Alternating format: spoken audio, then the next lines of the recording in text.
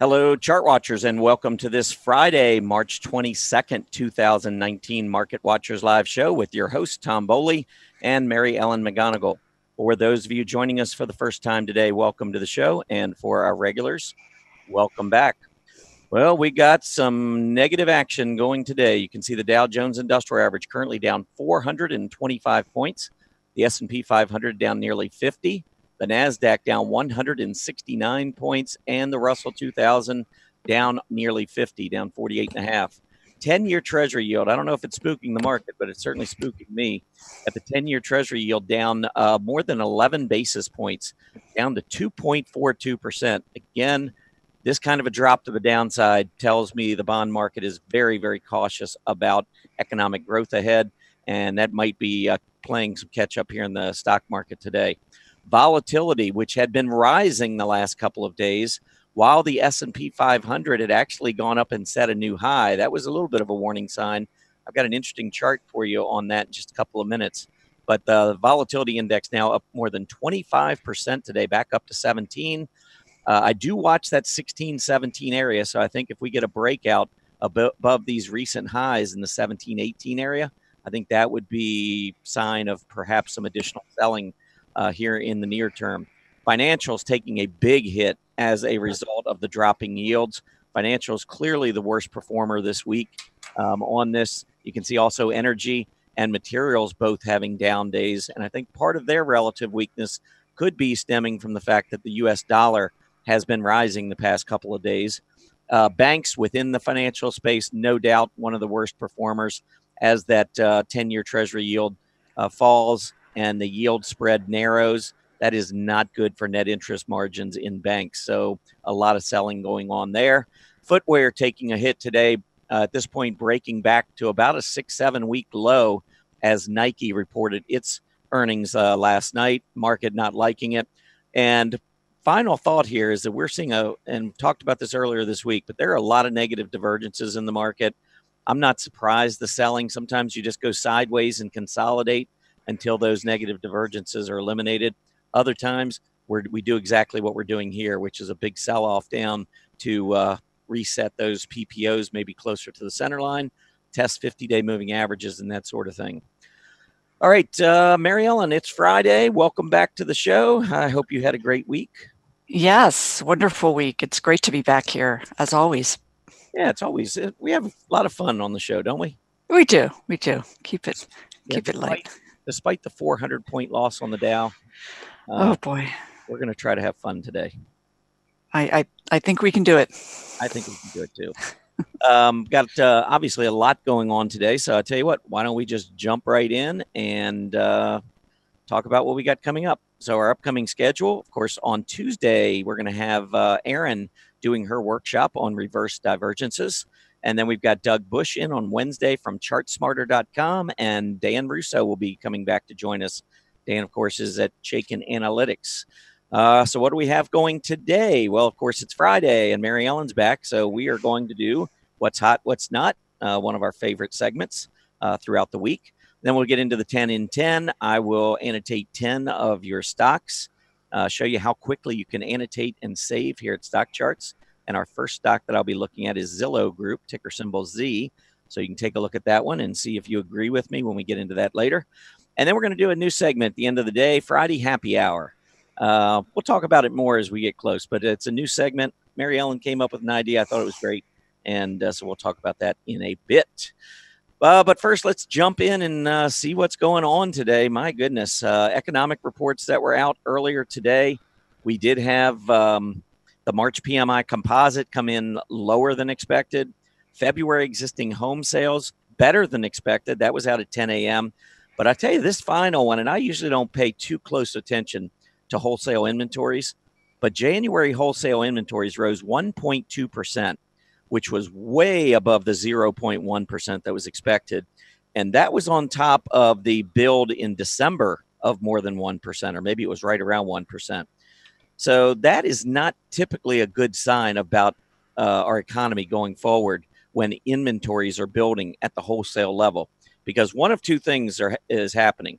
Either we've got the inventories building in anticipation of this huge onslaught of sales, or we have a build that's not sustainable based on the current sales levels. And as a result, that can cut production going forward. So we'll be looking at industrial production, capacity utilization in the coming months. And it kind of fits in line with what the bond market's been telling us. So I think that there are some definite worries here that we need to be considering. Now, I'm not saying the market's back in a bear market, anything like that. My goodness, yesterday we were, getting closer anyway to all-time highs. So we needed a pullback. So I wouldn't read too much into this. But when you look at a 2-year chart, I had a 1-year chart up, but of course there was no support when you go back in 1 year. So I had to go back 2 years. And you can see that at about 240, that 2.40% area, that's where we kind of hesitated before we made the breakout at the beginning of 2018. So it looks like now we're back down to that level. But, we talked earlier, this would have been a few months ago, 270 to 280. We really wanted to hold that level. We didn't do it. We put in a bottom at 255, bounced, went back down. We're hoping to hold this 255, 260 area. We didn't. And now we're looking at lower levels on the 10-year Treasury yield. The key here, in my opinion, is the fact that we keep going lower. And that is the bond market saying that economic strength ahead does not look nearly as strong as maybe what had been perceived before. And I think the Fed has now come around to that. Remember, it was back in December, the Fed was talking about all these rate hikes we were going to get. Now they've kind of backed off and said none in 2019, maybe one in 2020. That's a far cry from where Fed Chair Powell and his group at the Federal Reserve were just a few months ago. So all that reality, I think, is coming into the bond market, and the Fed is recognizing it. You got to wonder if maybe the stock market, and I've said many times before that the bond market, when I see differences between the bond market and the stock market, I believe bond market is smarter, tends to get things right more often than the stock market. So perhaps the stock market is going to top here, maybe do a little bit more selling, sideways consolidation, that sort of thing for a period of time until the economic picture becomes clearer. In earnings news, we did have a few reports out last night, another one this morning. You can see Nike, Cintas, Zoro, all beat estimates, earnings estimates. Tiffany's, on the other hand, though, did only match estimates. So first thing, why don't we take a look at Nike and pull up their chart and see what's going on here. Negative divergence. I've talked earlier this week. I spent 5 or 7 minutes just literally going chart after chart after chart on major indices, sectors, and industry groups that were showing negative divergences. And we certainly could take that down to the individual stock level. Here you can see Nike just recently breaking out, closing at 88, which was above the earlier high. And you can see even that high, we had a negative divergence. So Nike had signs of slowing momentum before they came out with their earnings report. The earnings obviously were not good enough according to the market, and they're paying the price now. They did come in with earnings, actually revenues slightly above expectations, earnings above expectations, but nonetheless, we are seeing Nike taking a hit today. All right, and actually, let me go ahead and pull this up on a relative chart. So here you can see footwear doing very well. Nike, for the most part, going along for the ride. Now, the group is obviously selling off today because of the earnings report, the way that Nike's being treated. But and you can also see on a relative basis the group getting hit versus the S&P. So this is they're taking a lot more selling in footwear than we're seeing in other parts of the market. And so at least in the short term, that's a little bit of a concern. Now, it likely will set up some opportunities down the road because this has been a leading group. And when you get a little bit of relative weakness, think RRG going from the leading back into the weakening, and at some point maybe turning back up into the leading. Right now, this move is probably taking us back down towards that weakening quadrant on the RRG chart. All right, CTAS. This is Cintas. They missed on their top line, beat on the bottom line. They guided their fiscal year 19 earnings per share higher, and the stock is still down 6.6% today. So a lot of pretty good stuff, I would say, maybe already built into the chart. It wasn't a bad report. And the fact that they did, raise their earnings per share guidance for the upcoming year, I think that's a pretty good sign. But Stock is under pressure.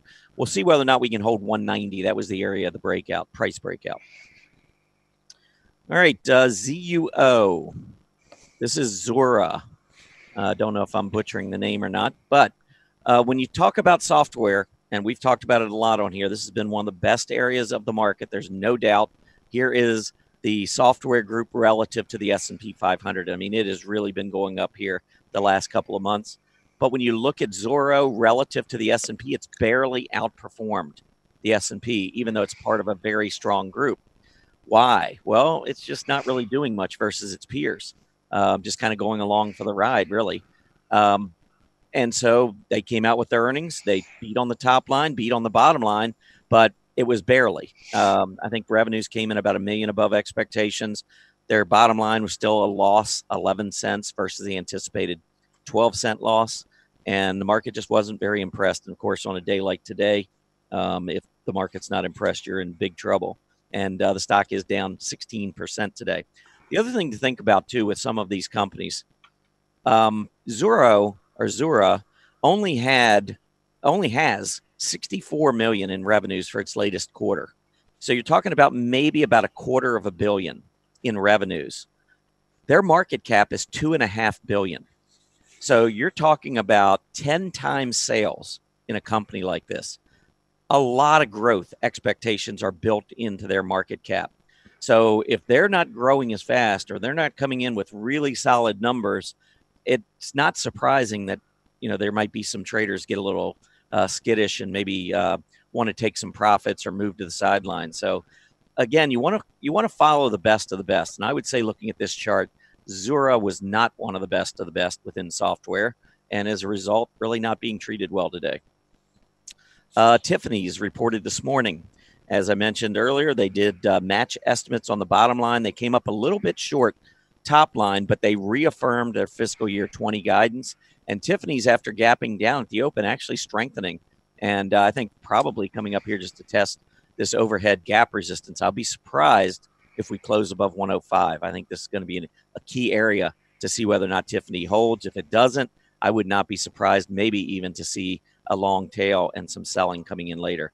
We'll see where it closes. I think that's going to be important.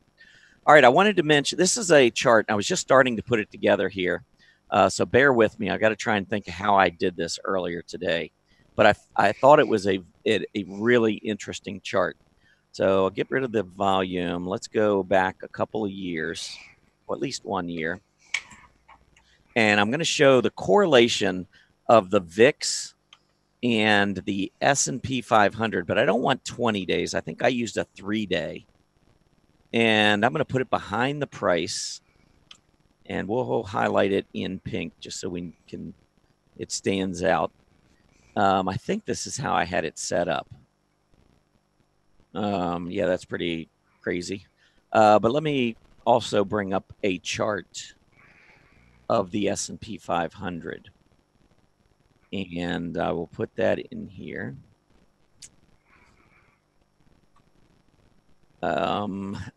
Okay. So what I was looking for was the spikes. This is the correlation. Now, normally what you see is the stock market goes up, the VIX goes down. Stock market goes down, the VIX goes up. So what you expect to see is this -1 correlation. So what I was looking at was what happens when the correlation goes opposite. So in other words, the market goes up like we saw here earlier this week, and the VIX goes up with it. Or the market goes down, the VIX goes down. That rarely happens. I mean, if you watch the market go down, the VIX is almost always going up. So the real positive correlation, when it rarely happens, normally is when the volatility is going up, meaning that the market's getting more nervous as prices are going up. And I want you to I'm going to annotate this and just draw in lines right where we begin to cross that 0 line and turn positive. And just take a look at the history of the market when this happens. Because, when the market starts getting nervous, I do think that is a time to at least be thinking that, we want to be careful. Now, I just marked these, and you can see they're not all exact, But I did find, back here, the market, the S&P 500 went down. Market's getting more nervous, even though prices, for the most part, are continuing to rise. And so we went down there. Here, look what happened back in June of last year. Big move down after we had that big spike here. Here we had two big spikes. The first one didn't do much, but the second one, you can see the market struggled there for a period of time. And then you come into these two periods. Now, these were during the period of selling anyway, but after these signals came in, either then or shortly thereafter, we saw a lot of selling. February, we had this spike and we saw some selling. And now we just recently did this again with volatility rising while the stock market was rising. And look at what's happening here. So this is a sign. Again, I'm just throwing it out there with something I noticed for the first time earlier this morning. And I'm just going to throw it out there, something maybe might be worth watching as we go forward. And the settings, let me go back and just show you those settings again. The settings down here, if you want to come back and take a look at it, it's just setting up the correlation versus the S&P using 3 periods and then having the S&P below so we can see what happens at these different spikes. But maybe it's something to keep in mind as a short-term trader when we get these spikes and all of a sudden we start seeing positive correlation. At least it's a warning sign, something to be thinking about. All right, Mary Ellen, I know you had something you wanted to share with everyone talking about maybe a trade and maybe some that are setting up similar. So take it away. You bet. Yeah. So last week I reviewed the stock that got away, where I got shaken out and the stock went higher without me. And this week I'm going to be reviewing the anatomy of a winning stock. This is a stock I have a service that provides stock market ideas, and this one we did put onto our suggested holdings list back in January. It's Twilio, TWLO. We're looking at a daily price chart, and you can see it's had a very nice significant advance since then. So what I wanted to do was go ahead and review what caught my eye as far as making this an attractive candidate. And then I'll reveal to you 3 other stocks that are currently in a similar position. Of course, the market's quite stretched, so it's not as easy to find stocks that are just emerging. But a couple of things to point out as far as the characteristics of this stock prior to this advance. The first is this is taking us to the end of 2018, which of course was a very difficult period for the broader markets. But take a look at how TWLO really held in rather remarkably well, considering the damage occurring around it. I point that out because when the markets do get into a period of difficulty, whether it be a pullback, a correction, or a bear market, those stocks that can withstand the broader market pressures, generally speaking, can very well go on to be your leader stocks. When the market pressures come off, they're ready to race. So that was one characteristic that caught our eye, but then really drilling down as far as technically taking a look at the stock's price relative to, in this case, I have a green line, a 10-day simple moving average. The red is a 50-day simple moving average. And I want to see that price break up above both of these key moving averages. And then subsequent to that, this shorter term 10-day tends to act as a floor or as support. So that would be my very first must-see activity. And then I want to marry that with other technical indicators. And in this case, on the top here, I've overlaid the RSI, relative strength indicator. I want to see that RSI break back up above this dashed net neutral and trend and head northward. And we did have that in conjunction. And then down on the bottom, I have what's called the MACD, moving average convergence divergence. I want to see this black line cross up through the red, but also occur above this that also has a net neutral at 0. So we want these MACD to be heading northward. The MACD signal was a little bit earlier, but in conjunction, we do now have 3 positive signals. And then also it's critical to me to pay attention what industry group the stock is a part of. And Twilio is a software stock. Tom mentioned earlier that that has been a very super strong area of the broader markets. So very quickly, I'm just going to show you a two other stocks that are also in software that may just beginning their move that have experienced. This is APPF, Appfolio, a small cap. We are a little bit more advanced out of that, but very recently we've had this break back up above that 10-day in line with a positive RSI and a positive MACD. I'll reference one other stock here, and its RP is the ticker symbol.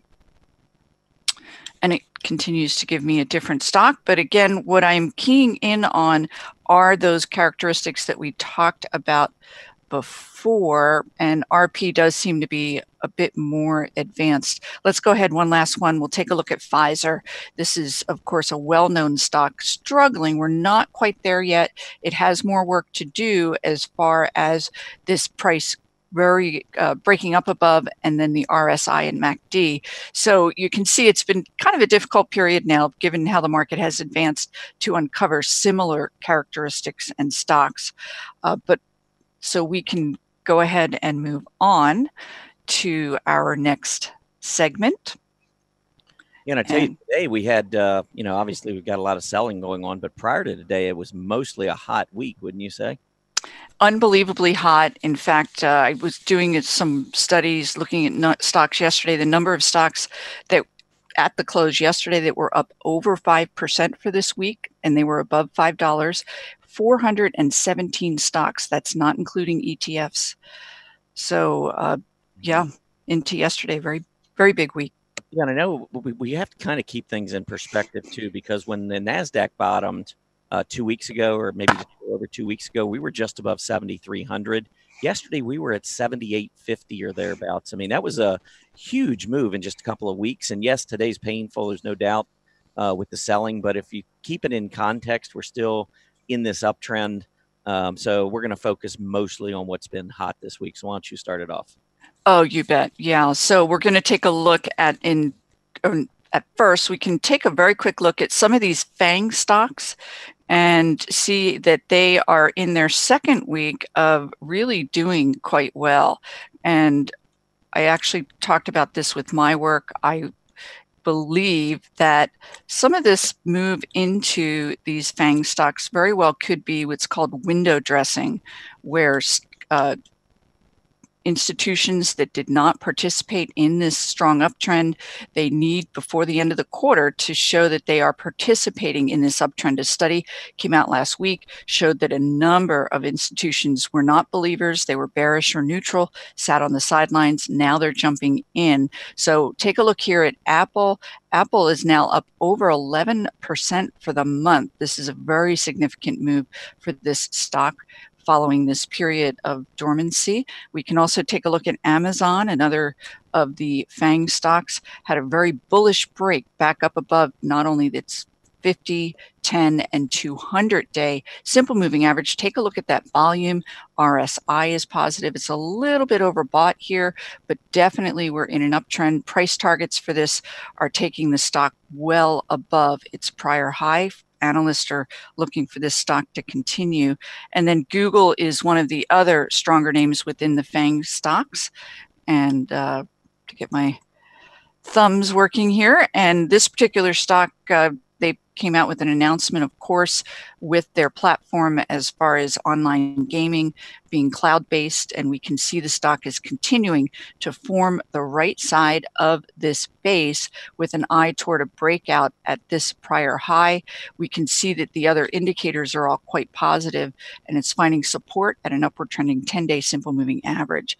So outside of those FANG stocks, let's move on to some of these other tech names, semiconductor stocks. And the first one we can take a look at is AMD. This is Advanced Micro, and I'm going to pull up a little bit of a bigger chart so you can see the whole thing. And this has everything to do with Google's unveiling of their Stadia cloud gaming platform that runs on Google Cloud. And AMD provides and will be providing the GPU, the graphic processing unit chips for Google. And it's expected that it will really benefit the company.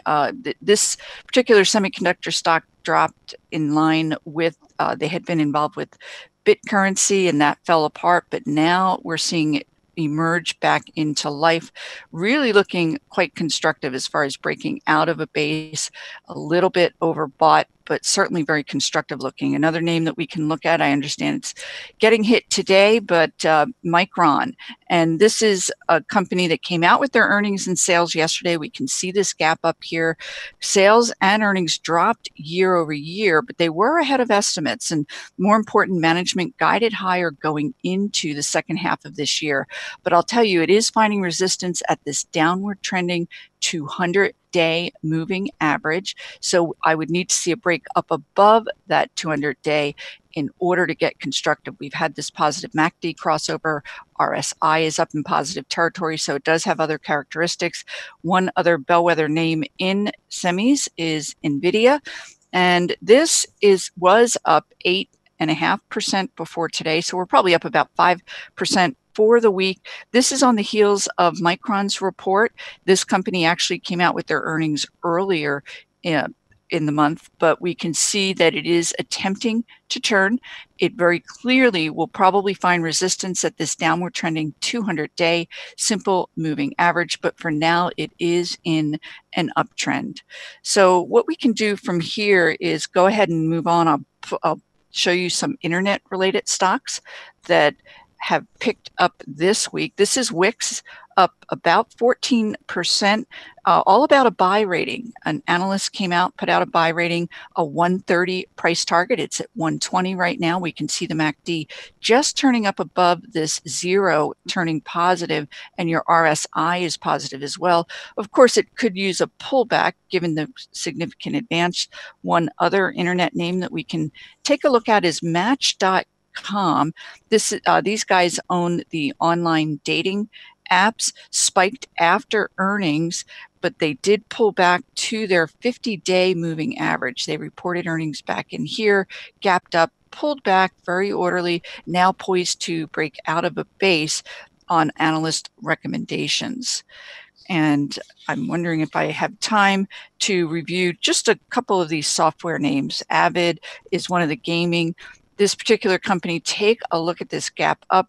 They reported revenues jumped 77%. E-commerce sales were up over 50%. So a number of these gaming stocks are really getting into the cloud-based versions. This is ATVI, not as constructive looking, could still find support, but they're beginning to come out. They offer a lot in the way of free games that then people can upgrade. That's where their revenue sources are coming in from. So, Tom, I think you're going to show us some other areas that are hot. Yeah, I think we'll take a look at some real estate stocks first, because I'll show you the lineup here. This is a 1 week look at what's going on in the sectors, and you can see over the last week, including what's going on today, real estate's still up 1.35%. You can see all the way down at the bottom, and I'll talk about financials as far as what's not hot.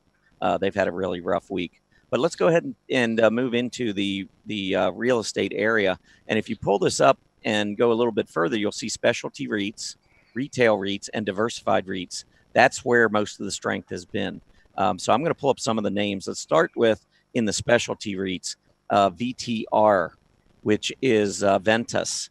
Really nice looking chart. I mean, here's a high, here's your low, here's just about an equal high. We come back down a higher low, and now we're trying to make a breakout. I see off of an uptrend a really nice ascending triangle here, and the last few days very strong despite what's been going on in the overall market. So I think VTR looks really solid. AMT, American Tower. This has been hot all year. I think maybe it had one bad week, but really since the beginning of the year, it's been almost straight up. Now, I don't like right now the candle today. We'll see whether or not this sticks, but that is a gravestone doji, which normally could, at least in the very near term, signal a top in the short-term trend. So we'll have to kind of watch that and see how it goes. But no doubt over the last 4 or 5 days, we've seen a lot of strength here, and the volume's been pretty strong as well on this move. PSA, this is public storage, breakout yesterday. So even though the market, has really turned here, doesn't mean that there aren't areas of the market that continue to perform well. And some of these REITs certainly have continued to perform well. What I like about PSA is that it consolidated for quite a while. and then made the breakout. It's had good volume. It's held on to support on pullbacks, and it's gone up and making new highs. In the retail REITs area, let's look at ADC, Agree Realty Corp. Beautiful move up, sideways consolidation. Yesterday, volume picks up a bit, breakout, and we extend the move today. ADC looking very good. KIM, Kimco Realty, same kind of a look. Move up, sideways consolidate. Yesterday, breakout. Even though, again, the candle today doesn't look great, we are still higher, which is a pretty good feat considering what the market's doing. And the last one is MAC. Now, I want to bring this one up because, yes, it has had a good week, and it's been one of the top performers in the space. But do you see a difference in these charts? We could, really highlight it by going to a relative chart. And so we've been in this downtrend, and look at what the stock's been doing relative to its peers. All right, now let's go back and take a look at those last two that I just pulled up. Kimco, we go down, look at what's been going on versus its peers. Do you see the difference? Kimco obviously is one of the leaders within the space. And then the third one, the ADC, is also going to look like Kimco. So just because all three stocks are looking good this week doesn't mean that they're all equally good as far as an investment goes. I would much prefer the ones that are leading the industry group than the one that's lagging, even though it's having a good week. Maybe it's turning. And if we go back and look at that, the way I would look at this, and I think Julius really summed this up well when he was on the show yesterday, he said, okay, this is an aggressive kind of a play because if you could picture it on an RRG, it's going to be way over on the left side because it's been such an awful relative performer, but it's beginning to show a little bit of relative strength. My point, though, is if it starts to lose support, say the 20-day moving average, I wouldn't take any chances because this is a stock that has not been performing well. Moving on to diversified REITs, let's take a look at EQIX. This is Equinix. Beautiful move to the upside here, breaking out above those prior highs. What move down in the market? I mean, you can see the last 4 or 5 days here have been very strong, great volume coming in. STOR, STOR, this is STOR Capital Corp. Beautiful move up, little flag, and breaking out yesterday on that bullish pattern. That's a nice move. GNL, this is going to kind of be like that MAC. Not nearly as strong as the other two I just showed you. Yes, having a good week, but it's kind of, trying to work through this trend line resistance. Look at the increased selling from about 19 and a quarter or so when the volume picked up the end of February. Now we're back to this 19 and a quarter level, possibly reversing candle at the 50-day. Again, they're not all created equal. Bonds having a very strong week. Showed you the 10-year Treasury yield moving lower. Well, bond prices move opposite the yields. So when you see the yields collapsing, the bonds are moving higher. TLT, you can see on the chart, breaking out above this consolidation period. Looks good. I keep saying, bonds are going to sell off, yields are going to go up, but at some point you just got to leave that argument alone. And right now that's exactly what the market's telling me. Leave that argument alone and just play what's on the charts, which right now is bullish for TLT. AGG, this is the core U.S. aggregate bond ETF. You can see the strength continuing to the upside here. And the last one I had is the corporate high yield bond fund. Down these last couple of days, but overall this week, it is still higher. Sometimes you'll see this follow the overall stock market, but not nearly as much selling, at least in terms of percent, as we've seen in the stocks today. Last thing I want to bring up, just a couple of toy stocks. First one is Glue Mobile. So it's GLUU. Toys have not been very good. We can pull this up on a relative chart. You'll see this stock's been great, but look at what toys have been doing. Toys actually languishing. So you've got a very, very weak group, relatively speaking, for about the last 7 or 8 months. And that means if we fail on the breakout or if we fail to hold the rising 20-day, I want to be real careful because you're in a group that's not performing well. On the flip side, if all of a sudden toys begin to outperform, you have one of the top leaders here in Glue Mobile. The last one, and this one is very risky. Glue Mobile is risky as well. But this one you can see the big gaps to the upside, the movement back down. We've seen this happen before. We gap up, we fail. Last time we gapped up, we failed. We kept going lower. This time we came back down to the 20-day, and we started to roll back to the upside. So this has actually been up more than 30% this week. having a very strong week, but it is not for the faint of heart. This is a tough stock to be chasing based on the history. As you can see, many of these rallies don't last. So just wanted to point it out. It has been hot. Mariana, I know you have some more. Let's keep going. What do you have? Yeah, you bet. So we're going to keep going here. The names that I'm going to be reviewing now are in that consumer space. We're seeing it's a very mixed group, to say the least. But this first name we're looking at is Burlington Stores. Not the best looking chart. This stock really gapped down. Poor earnings, poor outlook. So what we're seeing here, it's rallying about 5% for the week. And I would argue that that's bottom fishing. There's no news that's out that would drive this stock higher. And it's really a rather sloppy attempt to reverse the downtrend. So we're not out of the woods there, but it certainly is up for the week. We can take a look at some of these auto supply companies. And this is Monroe, MNRO. It's giving back a lot of yesterday's gains. So it's probably up about 6% on the week. This is all about an acquisition. They're buying a tire company out in California. So this company did shoot out of this base in a very constructive fashion on volume. But interestingly, it is giving a lot of those gains back, suggesting that yesterday's move was a little overdone to the upside. Take a look at another. AAP is the stock that is also in that auto parts space. And we can see constructively really how the stock is breaking up above these key simple moving average, potentially forming the right side of a base. This is all about analysts, someone initiated coverage. The stock's currently trading at about 165. They have a 185 price target, so it's acting fairly constructively. We can see the MACD positive crossover up above that net neutral zero. And then, of course, we cannot leave this space without looking at bellwether Amazon. And we talked about this earlier, how this company, the stock, has broken up above all of these key simple moving averages, potentially forming the right side of the base. Here's a company, it's trading now at about 1780, and price targets go up as high as 2300 for this stock. Analysts love it. They launched video ads on their smartphone apps. They also launched their own beauty products. A lot of positive things going on here with Amazon. I'm going to move on to some of these home improvement stocks. They were big last year, not so much this year, but they're starting to pick up again. This is Lowe's, and the company came out with earnings and they were in line, but analysts are starting to raise estimates for this year and next as management raises guidance. We can see the RSI trading up above that net neutral positive. MACD on the daily chart here just poised to have that black line up through the red positive crossover, and ideally if we can break out of that 108, the stock should be ready to advance.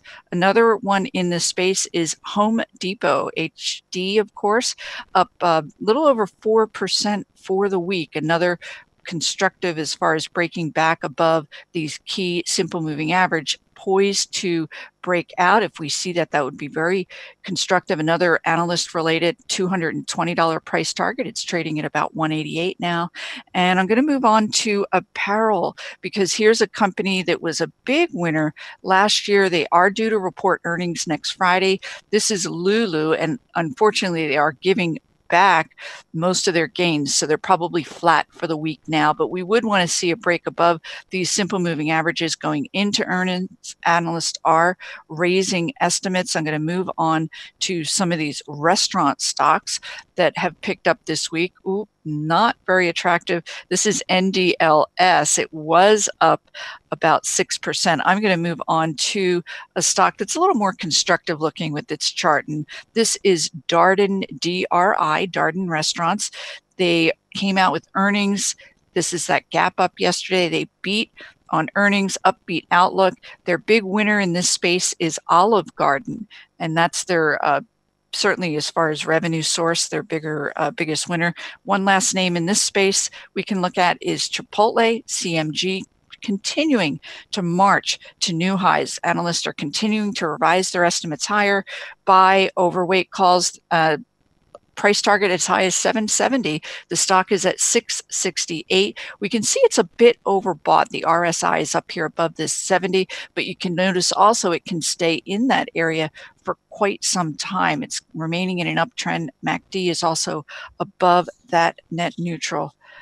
So, Tom, I think you're going to start us off with what's not hot. Or I can actually have a couple of other names here on the positive side. Here's a stock in the restaurant space that broke out this week, and it's WING. This is actually a very beautiful chart, if you will, because what we have is a stock that is breaking out of this 3.5-month base. The RSI is up above this 50, trending northward. And then also we can see the MACD had that positive crossover into this upper positive area above net neutral.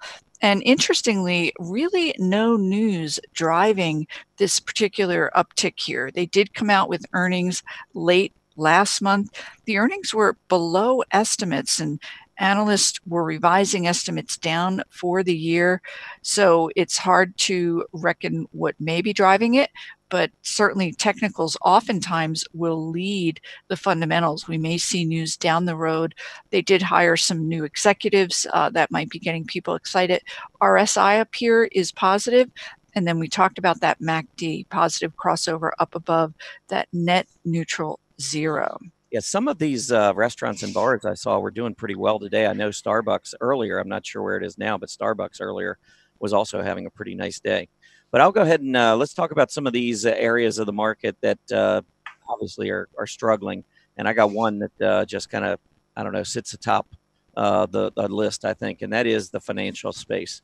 So you can see, first of all, the last 3 days, financials, 4 days really, have really taken a big hit. We got up, we got close to this overhead resistance near 27. We failed. And now we're taking out the support that was around 25.5. Now, this day is not complete. Maybe we will get a reversal and leave a tail below and financials will start to strengthen again. But that's what I want to see from a bullish perspective. Otherwise, a breakdown here below the 50-day, below price support, I think could set the group up for some more selling. That's not really what the market wants to see or hear. It could even be like a shoulder. If you go over here and you look at this left shoulder down below 25, 24.75, maybe that's where we're heading. Just a couple things to think about. But within financials, look at this is a 1 week look at the financial industry groups.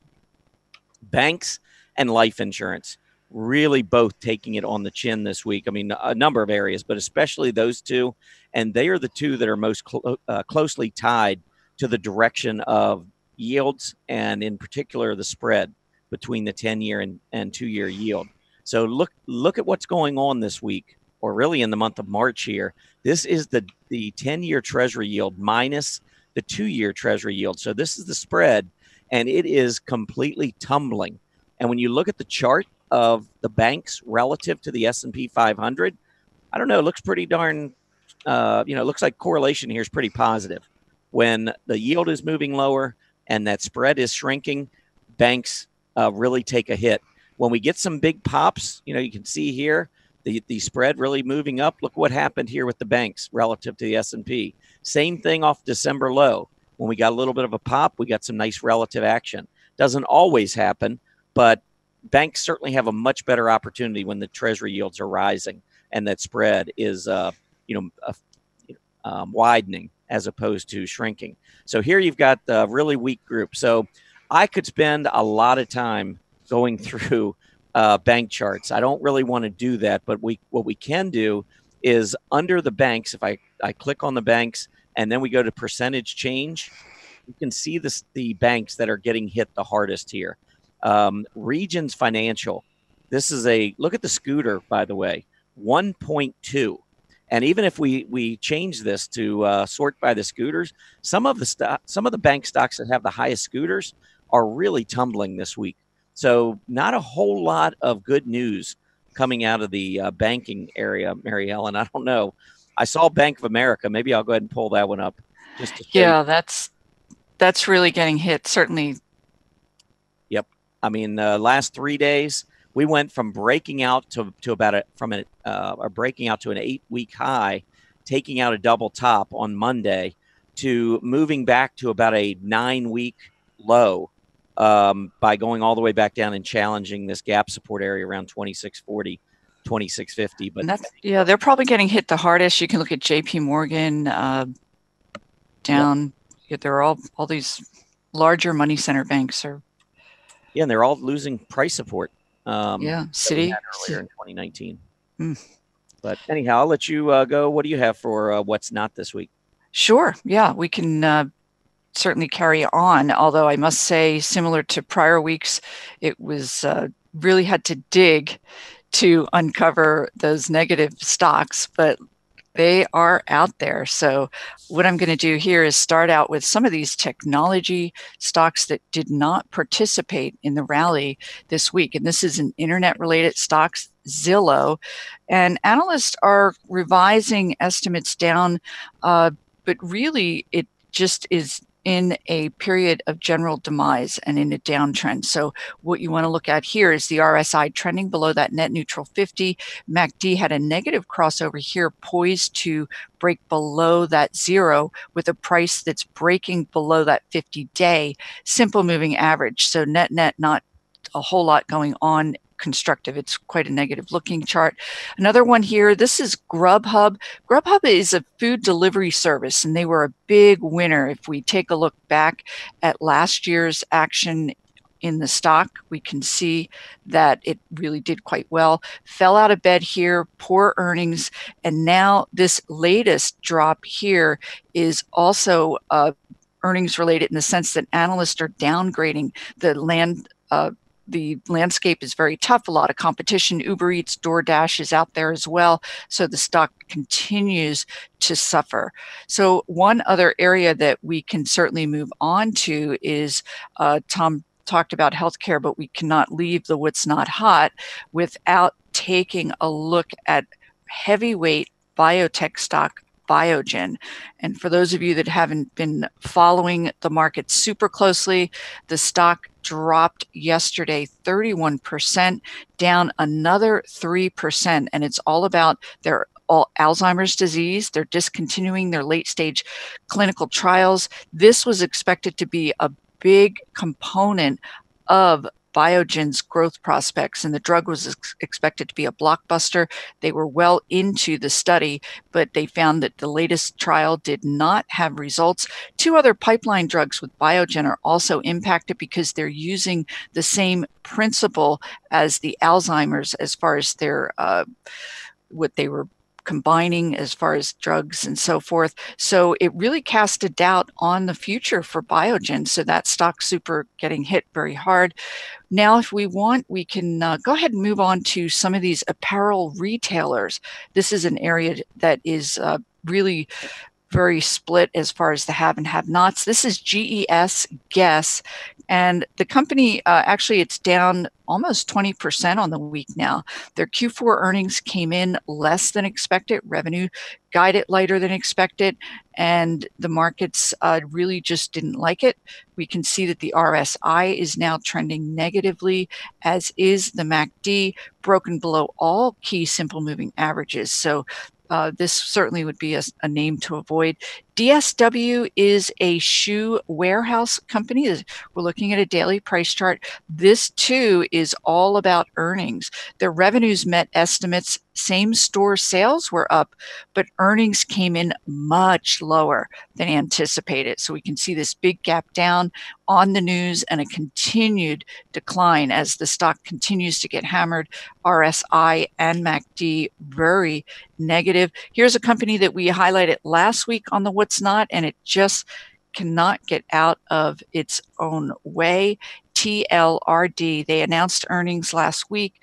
Outlook for this year and next was revised lower, and the stock just continues to get hammered, down about 10% for the week. And then let's go ahead and move on. Actually, we can take a look at another one that was on the what was hot last week, and this is Vera Bradley, VRA. Take a look at this big gap up on earnings, and quite simply, the positive response on the upside was a little bit overdone. The stock was up almost 40% on the week given their earnings. So this week it's giving back quite a bit of that, and we can see quite rightly, if you will, the stock's down about 11%. But it's going to be interesting to see if it can hold here at that 200-day simple moving average. Interestingly, your RSI is still in positive territory. You did get a big boost in volume, so we could very well see a bounce off of that 200-day. And moving on, some of these entertainment stocks did get hit this week. This first one I'm going to pull up is Sony, SNE. We can see this gap down. The stock is down about 10% now on the week. Has everything to do with Google's announcement that they are releasing their cloud-based gaming platform, a direct competition to Sony, and investors don't have faith that they're going to be able to compete against Google. We can see that it already had been in a downtrend with this RSI down here, and then the MACD having this negative crossover down below that net neutral zero area. Let's take a look at another big well-known name in entertainment, and that is Disney. And Disney dropped on their deal to buy Fox. It closed this today, actually, or after midnight yesterday, and we can see that this price drop is now down at about 6%. And it also has this negative RSI, and the MACD had that negative crossover down now, again, below that net neutral zero. Take a look at that volume. That volume is just astronomical. Oftentimes points to further potential downside, even though it's overdone in the near term. But Disney is not looking good here. Another entertainment stock we can take a look at is Six Flags, the amusement park. This one had already been in quite a downtrend following poor numbers, and then analysts are continuing to revise their estimates lower. So really an ugly chart. But once these stocks break below these key moving averages, it's quite difficult for them to recover. We can go back to this end of September period. Recovery attempt fails, recovery attempt fails, and then again we have a huge decline. So not very good looking there. And then a couple of other names in this entertainment area. I call it entertainment, but we can take a look at Harley Davidson. And this is another one that had already been in a declining phase. Take a look at this significantly lengthy decline here. It's down another 7%. It just drifts lower as analysts continue to revise estimates. We can take a look at a weekly chart here and see just how long I'm taking you back to the beginning of 2017, where it had a near-term peak in price, but since then it's just been a really tough go. Brief rally in the beginning of 2018, but subsequent to that. So you want to pay attention, for instance, on a weekly chart, the slope of this 200-day, that's your longer term simple moving average. As long as that's in a downtrend and your 50-day is in a downtrend, the stock just is not going to make any progress. You are going to want to see this type of turnaround where the price movement causes this 50-day to go into an uptrend as well as the 200 in order to support any kind of potential uptrend, but is long, very, very heavy pattern when you have these longer term moving averages trending downward. So I have a couple of stocks in the building and construction area, and we can go ahead and pull these up.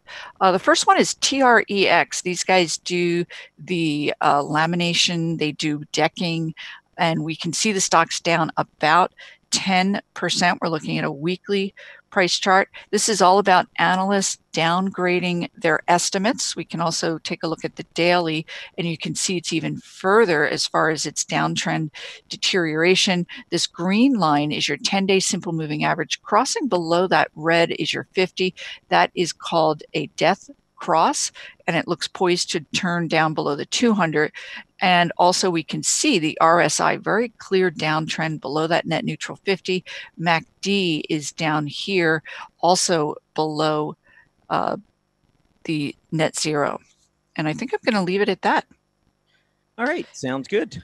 We went through a bunch. I mean, there were a lot of stocks covered, a lot of areas of the market covered.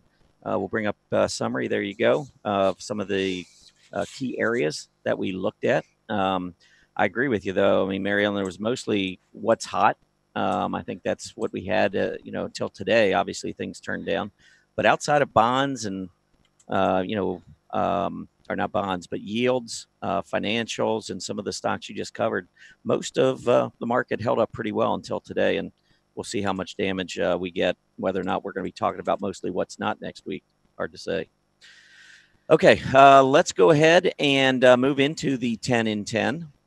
First ticker symbol is Zillow Group. And I'm going to go ahead and put this up on the chart and show you what I think.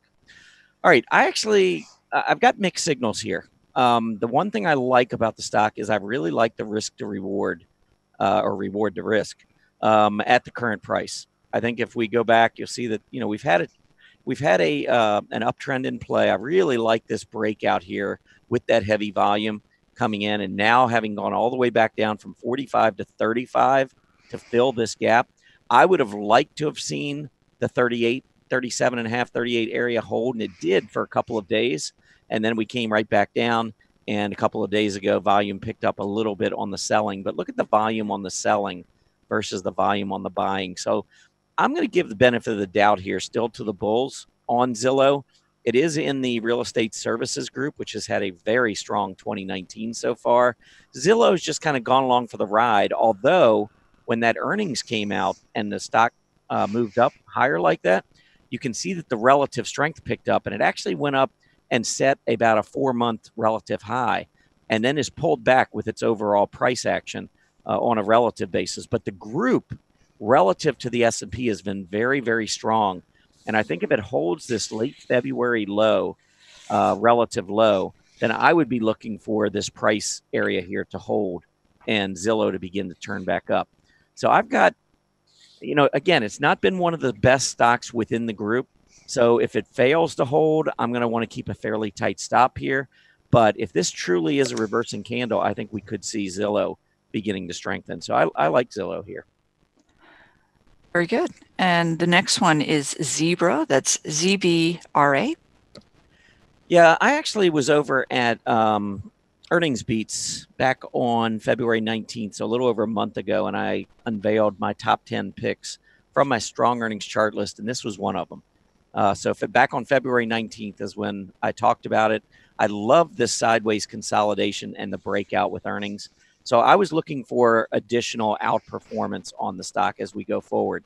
If you look, the group had been strengthening relative to the S&P, and it really has those characteristics that I like to look for. Outperforming the S&P, outperforming its peers moving up, and the stock obviously breaking out to new highs. So there's a lot going on here. Now, I'm not sure about the divergences. Yeah, that's part of the problem here. You've got higher prices, lower PPO. I think this is a great stock, and when the market bottoms, I think this is going to be one that'll rebound quicker. But as far as getting in right now, I think it's a little risky. I think the 20-day, you're getting close. Got another $3 or $4 there. That would certainly be one area. If that fails, then I think you're going to probably be looking at between 195 and 200. And I'll show you on here with the price support. You see that selling right here, the volume pickup, and then the buyers came right back in, very close to back on February 15th, same thing. So I think that area, along with all of these closes, all this congestion up here around 200, I think 200 to 206. I mean, if market really sells off, maybe we dip below 200. But otherwise, I really like Zebra. I think this is one it will eventually go higher. I like it. Very good. And then we have CRON. Kronos, one of the cannabis stocks. You got it. All right. Yeah, it's been one of the better performers. I think this move back down to the 50 days has been on light volume. I'll just throw out one word of caution here, and that is if it loses the price support and its 50-day moving average, and they come in somewhere around 1875 or so, that's where I would begin to get nervous, because this was a straight up move once we broke above this top around 14. So if we lose 1875, I think it could be a very quick trip back down to 14. So I'm okay with it for now. If you're holding it, you've been holding it for a while, I think it's close to support. But if the volume begins to pick up and it loses that area of support, I think you could have another 20% or so, maybe a little bit more than that to the downside, maybe 25. Very good. And then we have TLT. All right, TLT I pulled up just during the What's Hot segment. Mm-hmm. Yep. I really like this. I mean, beautiful trend to the upside. Put in a double bottom, went sideways here, consolidated, and then just made this big breakout. I mean, it's hard not to like the TLT. Let me give it on a different chart so I can annotate. Let's go back a year. All right. As far as the annotation goes, I mean, again, that auto support resistance, I use this very frequently when I'm annotating charts. It's probably my favorite annotation tool, just because I'm a price support resistance kind of a trader. And so I like to highlight, the areas that I'm really watching. So if we break back down below 123, we've got the rising 20-day moving average. Below that, I don't think the actual trend changes until we go below 118.5, which would probably coincide with the 10-year Treasury yield moving back up above, say, 2.80%. Got a long way to go, though, before we get there. I think for now, I would simply trade what the market's telling me, which is a breakout here on the TLT. And the next one, a big winner here, is CDNS. Oh, yeah. It's Cadence Design. Yeah. Yeah, this has been one of the big winners in the market. I know recently it had one of the top scooters, and you can see why. I mean, the stock has just been straight up. It hasn't even pulled back to test the 20-day, and yet it's down 1.5%. But look what the market's had to do to finally get the stock to have a down day. Great performer. I think what this is telling us is that they've got a lot in their pipeline going forward. I believe that their products are selling ahead of schedule, and we'll likely see another strong report when they report in a couple of months. But a lot of it is being built in too. So there are definitely risks, even though we've got a great stock. I still like it, though, on a 20-day test. So if I was annotating here, I would simply just mark that 20-day, and I'm just waiting on this 20-day test for the stock. Now, you could say, well, prices are going up, PPO is going down. Doesn't that mean a 50-day test? But look at the volume on the way up. I don't believe this is slowing momentum at all. So I like CDNS. I think eventually we are going to see the fundamentals that back up why the stock has been trading so strongly. And the next one, FL. Foot Locker. Yeah, Locker. Oh, I was hoping it wasn't getting hit today. This was my Monday setup this week. But yeah, it was holding up okay until obviously today. But it's losing its gap support. It's not being helped, I guess, by some of the retail stocks getting hit today. Also, I guess maybe there's a little bit of association with Nike, taking a hit here. But I think 58, unless we get a big reversal today, I don't like the fact that we're potentially closing below 58. So that you go back and you look at the top in June, and then you take a look at the top in January. We broke out, we gapped up with earnings. Now we're coming back down. We're failing to hold that level. I think this is a little bit of a crack in the foundation here. So I would be careful. I'd be very cautious with FL at this point. And then we have WDAY.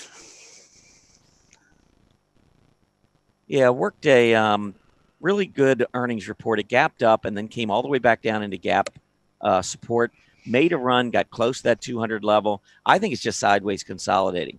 Now, I could pull this one up on a relative chart, and you'll see that the stock on a relative basis had a huge run for about 3 months relative to software. So remember earlier we were looking at that Zura stock, which had been a very big underperformer, a laggard in software. Here you've got one of the leaders. So when the stock pulls back like it did into a gap support zone, and you've got one of the leaders just reported good numbers, that's the time, in my opinion, you want to jump in. Now, looking at it from the current price, I think you've got clear support now established down at that 175 area. You've got overhead resistance at 200. I would trade the range until we get a breakout. And then we have CGC. Oh, another cannabis. Yes.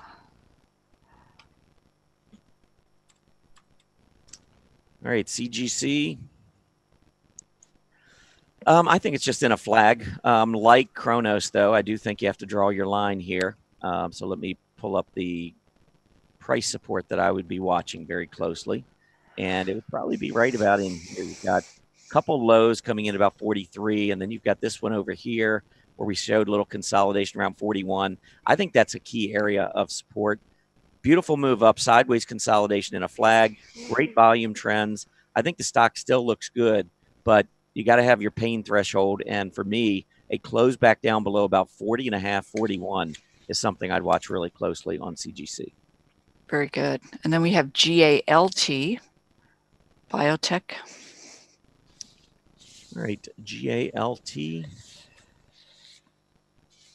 Galectin Therapeutics. Not really seeing anything here. I'm just looking at the chart, just going sideways.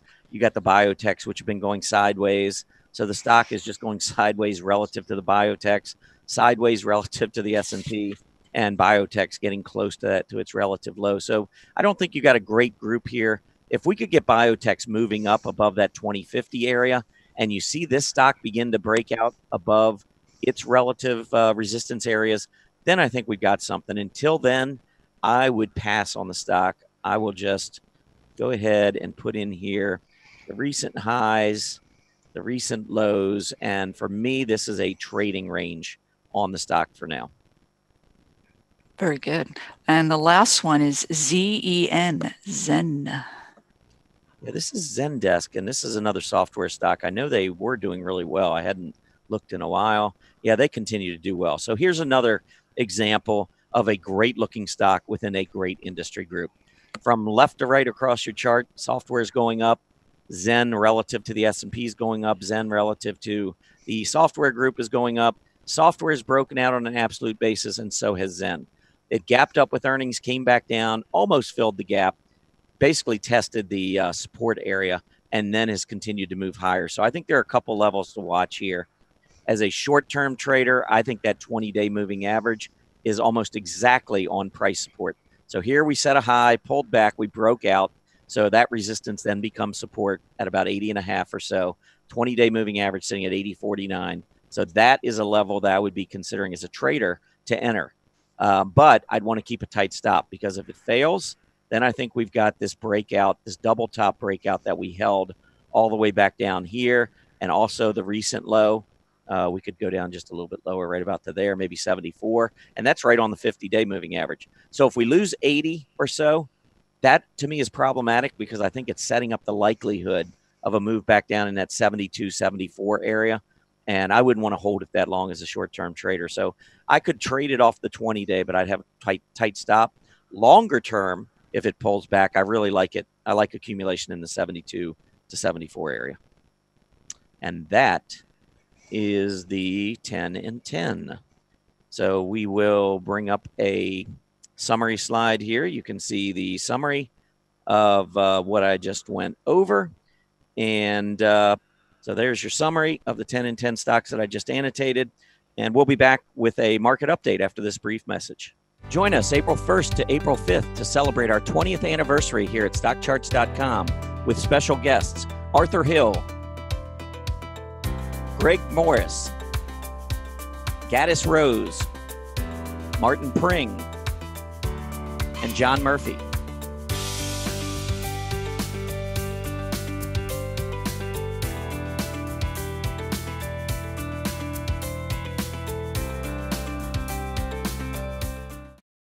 All right, welcome back, everybody. As you can see, the market is trying to rebound. We're having a rough day, but you can see the Dow Jones Industrial Average probably getting its biggest bounce so far today. We'll see whether or not it sticks. But still, the Dow is down 338 points. The NASDAQ down 142 points. The S&P 500 down 40. Remember 2817. That was the level we really struggled trying to get back through. That was the October, November, December highs that we couldn't get through, 2817. Well, today we went down back below that 2817 level. So we'll see if we rally back and can hold it. That would be the first initial significant price support level that I would be watching on the S&P 500. And then you can see the Russell 2000 really getting hit hard, down more than 3%. So on a relative basis, that group struggling. Last thing I wanted to mention here on an RRG chart, I pulled up all the sectors so we could take a look. This is a day, or excuse me, this is a weekly. Let's pull up the daily to see what's going on today with all of this action. And so if I just go back, and you can see in time the way the groups are moving on a relative basis, but some of them starting to take a pretty big hit. You can see industrials have really been lagging here of late, and that is not a good sign. Boeing, of course, with a lot of issues, and we can highlight these, by the way. If you're looking and you're wondering, well, what is this particular sector doing? You can go down here in the bottom of the chart, and you can highlight whichever one you want, and then you can simply drag this chart back over here on the right-hand part of the screen, and you can go through time and see what industrials were doing on the daily chart. But you can see that this is the weakest area of the market of late, with that poor performance showing here on the RRG chart. And that is essentially what I wanted to go over. So we'll keep an eye, and maybe at the end of the show we'll have a quick update, see if we're continuing the bounce back. But at least for now, the Dow and the S&P trying to get back some of those early losses. All right, Mary Ellen, we are going to go into our final segment. This is a new one. Is Friday Happy Hour, or Happy Hour Friday. And I like it. The whole idea here is, and actually you came up with this idea. Do you want to explain it, or do you want me to explain it? Yeah, go right ahead, and then I'll carry on. Okay, so what we're doing here is we're going to just look at some stocks that you might associate with a happy hour, since it's Friday, just something different. Obviously, restaurants, maybe going to restaurants and bars, that sort of thing on a Friday night would be something that might be associated with a happy hour. And then we'll get into a couple other areas that might be also somewhat associated. Real. So why don't you take it away, Mary Ellen? You bet. Yeah. So we're going to start out at a restaurant of our choice. Of course, all of this is going to be chart related, as far as stocks that look rather constructive within the restaurant industry. And then from there, we're going to look at internet content, and perhaps internet devices that we could use. We're going to be rude patrons at these restaurants. So the first area, of course, restaurants. I'm looking at this is STKS, and it's a very small, rather thinly traded stock, under $5, but it certainly has perked up. It's up about 10% this week. Their big restaurant is STK, very, very high-end steak place, and I thought it would be a nice place to start, have a steak and a martini. But you can see that the stock price has gapped up above those key simple moving averages, RSI trending upward, and your MACD is up above that net neutral area. But then afterward, I might want to have a cup of coffee, and I'm really going to just go downstream from my high-end steakhouse. I'm going to go to McDonald's. They have some wonderful coffee. This is a weekly price chart, and we can see the stock is poised to break out of this 4-month base. Your RSI remaining positive all this time. MACD is drifting downward, but that's because the price really didn't go anywhere. It's still up there in positive territory. So a breakout above this prior high on any kind of volume, super bullish. And then, of course, I may want to have a little bit of dessert. So I'm going to go over to Dunkin' Donuts, and we're also looking at a weekly price chart here. Let me just quickly pull up actually, I want to do a daily on this, and we can see the stock is kind of languishing in here, but if we could get any kind of a breakout above that 73 on volume, the RSI is positive, and the MACD, again, this is what happens when a price of a stock just kind of marks time. But it is positive, so would look for, again, a break out of this base on volume would be quite constructive. And how about you, Tom? All right, I got a question for you, though. If you go back to your STKS chart. You bet. Does it bother you that this stock has only traded 580 shares and it's a $3 stock? Absolutely. Yeah, I did preface it by saying it is a very, very thin stock, normally not one that I would traffic in, but we've had this nice pickup here. Yep. Okay. All right, I'm going to go in and I'm going to take a little different look. And of course, talking about my daily routine, which stock I'm going to probably start with, or at least everybody out there probably should. And that is Starbucks. Starbucks is where I write my blog from every morning. And you can see here, Starbucks is in a tremendously bullish pattern. Huge rise here in 2019. Sideways consolidation, even with the market getting hit today the way it is, down 33 cents. It's really been a real solid relative performer. course, that's the way I like to start off my morning. But, after Starbucks, and this is not what I normally do in the morning, but sometimes what I'd like to do is leave Starbucks and maybe head over to Denny's and maybe get a Grand Slam breakfast or something. But you got a beautiful move up here with Denny's, sideways consolidation. I think this one is poised for another breakout. And then how could I possibly finish the day off with anything other than a burrito at Chipotle? Chipotle has just been a tremendous performer in 2019. This was the earnings report where we had the big gap up. Really not even much consolidation. This is just a stock that is under massive accumulation, in my opinion, continues to push higher. And if we look at it on a relative basis, I think you're going to see what I'm talking about here. So here's the restaurant group. Here is Chipotle versus the restaurant group. So we've already got a good group breaking out to new highs. And you can see that the Chipotle chart on a relative basis is just wildly outperforming an already bullish group. So I think, and when you look at the restaurant group, by the way, it is just now starting to turn back up. I've been waiting for another move up in the restaurants on a relative basis, and I think we could be getting it here. So Chipotle would certainly be high up on my list, and I really do like their burritos. All right, we're going to go into our next area.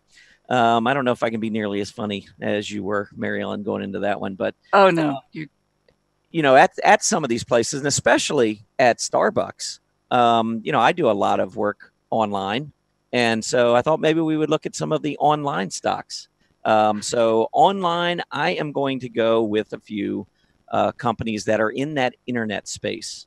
So let's start off with Snap. I mean, this stock has just been a great performer. It was nearly breaking out earlier today. And think about that with what the market's doing. Technology was getting hit, but Snap earlier was actually trying to break out. It continues to show tremendous relative strength versus the internet group. And the internet group over the past 4 or 5 months has been strengthening relative to the S&P 500. So that's what you want. You want a strengthening group and a very solid stock within it. So I think Snap is one stock that I would be interested in while I'm sipping on my latte at Starbucks. And maybe a couple of others. Let's see.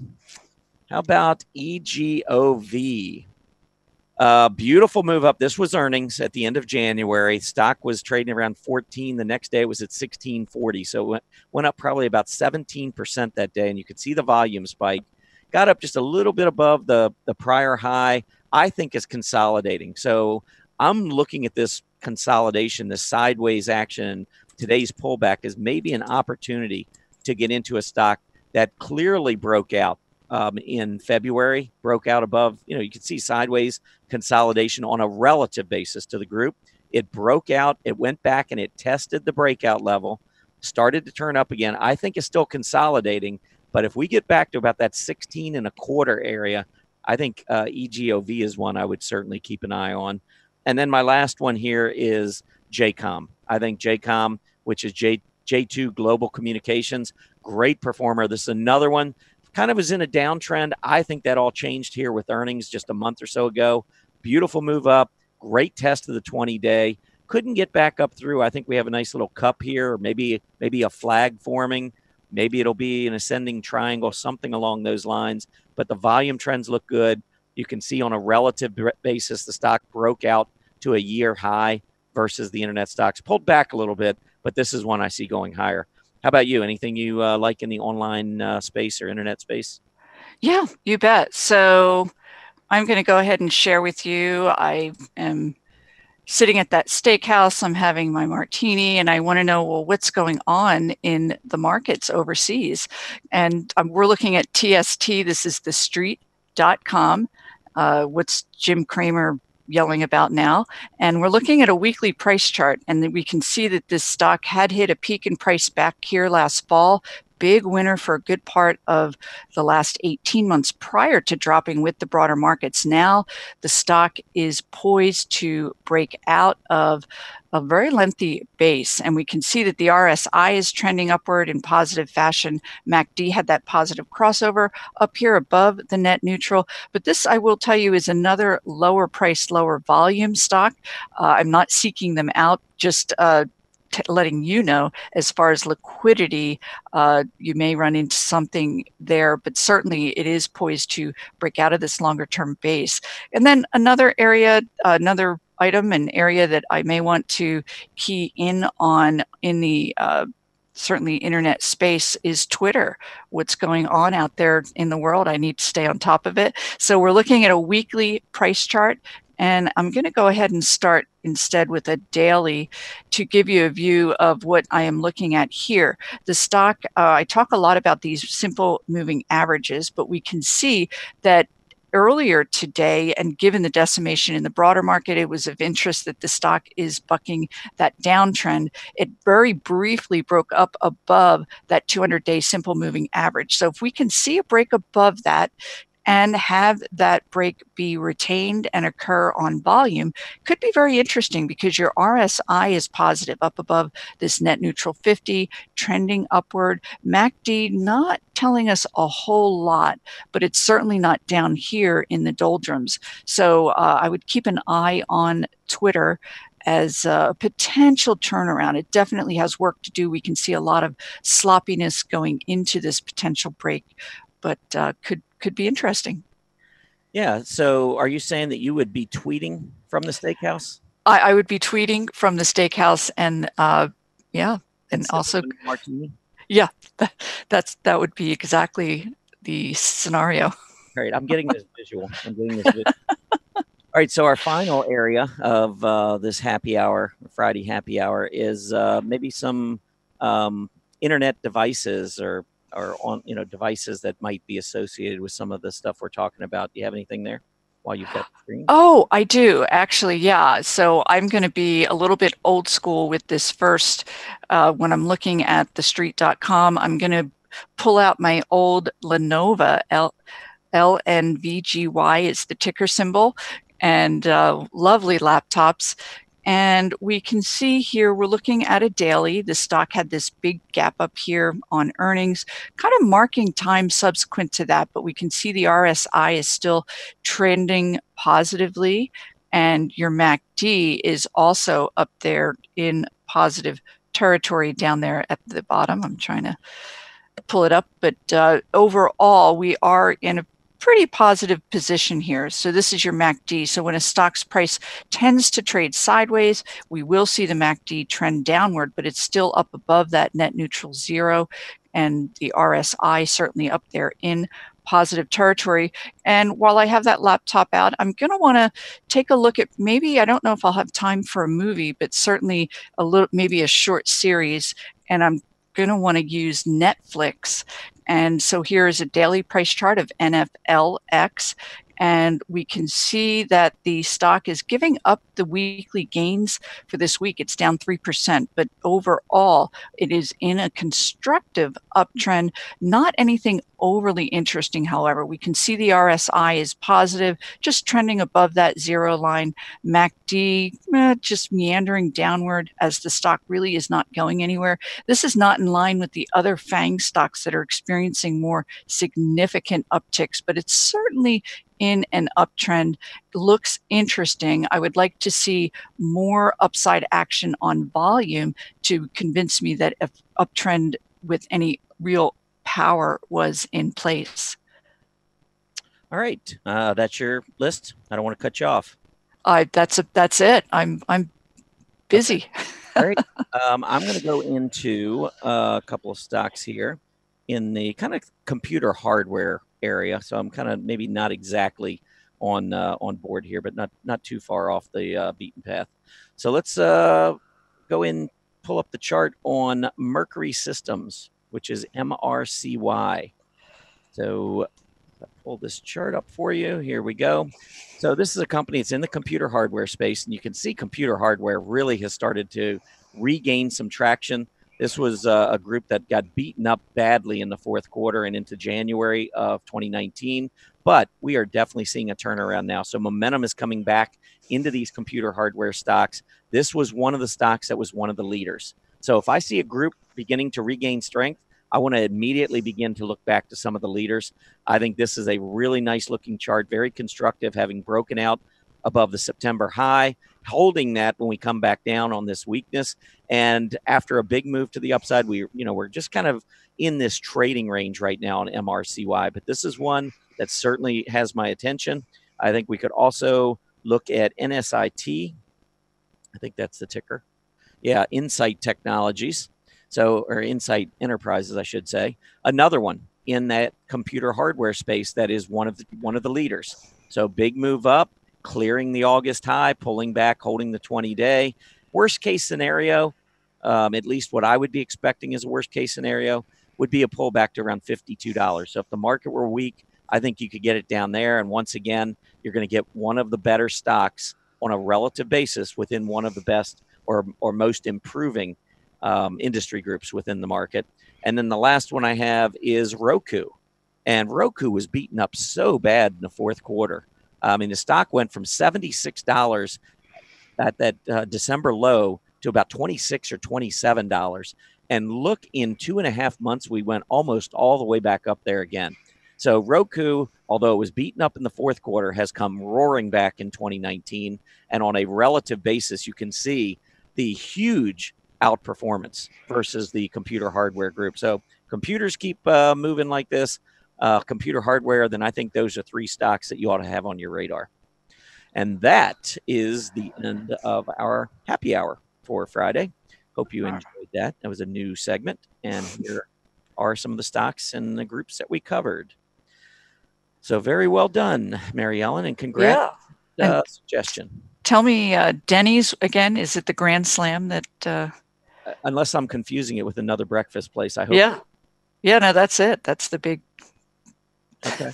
I think we just hit a grand slam. That's right. 15-minute segment. Very good.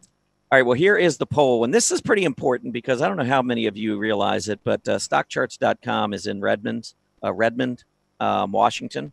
So it is just outside Seattle. And it's home. That area is home to some of the largest companies and some of the most recognizable names in the U.S. stock market. And when you take a look at this list, I mean, Stock Charts is right up there with Microsoft and Costco and Starbucks, Amazon, Boeing, F5 Networks, all of these companies.